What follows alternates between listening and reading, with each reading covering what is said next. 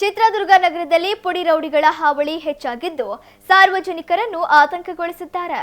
ಇತ್ತೀಚೆಗೆ ಚಿತ್ರದುರ್ಗ ನಗರದ ಜೋಗಿಮಟ್ಟಿ ರಸ್ತೆಯ ಮನೆಯೊಂದಕ್ಕೆ ನುಗ್ಗಿದ್ದ ಪುಡಿ ರೌಡಿಗಳು ಯುವಕನ ಮೇಲೆ ಹಲ್ಲೆ ಮಾಡಿ ಜೈಲಿಗೆ ಹೋಗಿ ಬಂದಿದ್ದರು.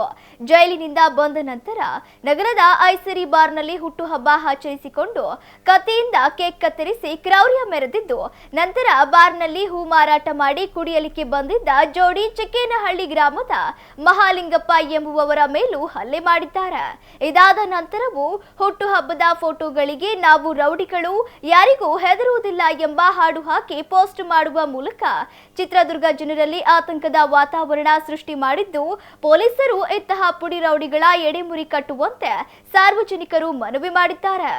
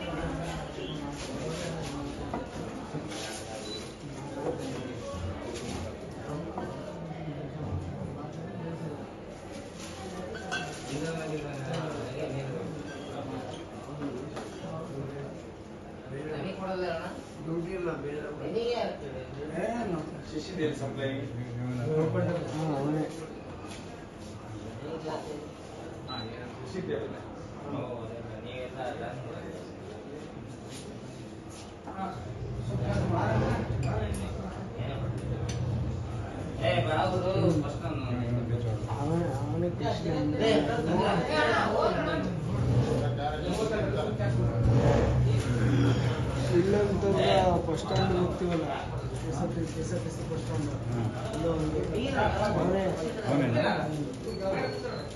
ಅವರಿಂದ ಒಂದು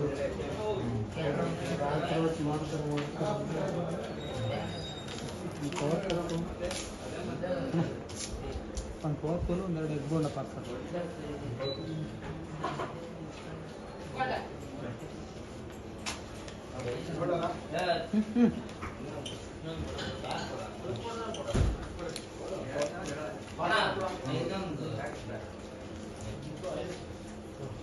ಎಗ್ಬೋಂಡ ಗೊತ್ತಿಲ್ಲ.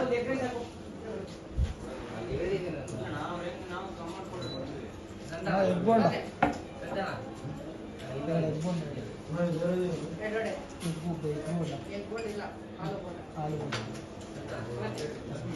ಅಮೌಂಟ್ ಕೊಟ್ಟಿಲ್ಲ.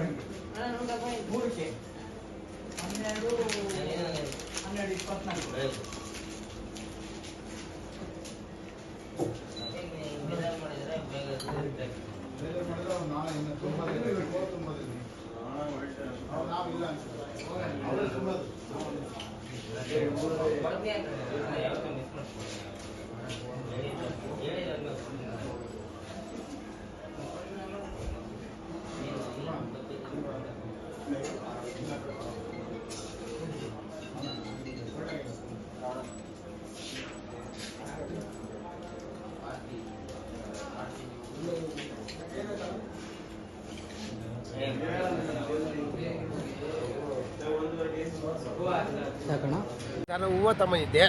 ಹೂವು ತಗೊಂಡು ಎಣ್ಣೆ ಕುಡಿತೈತೆ. ಯಾರೋ ಬೈನಸ್ತಾನ ಬಂದ, ನಿನ್ನ ಗಾಡಿ ಕಂತು ಕಟ್ಟಬೇಕು ಅಂತಂದ.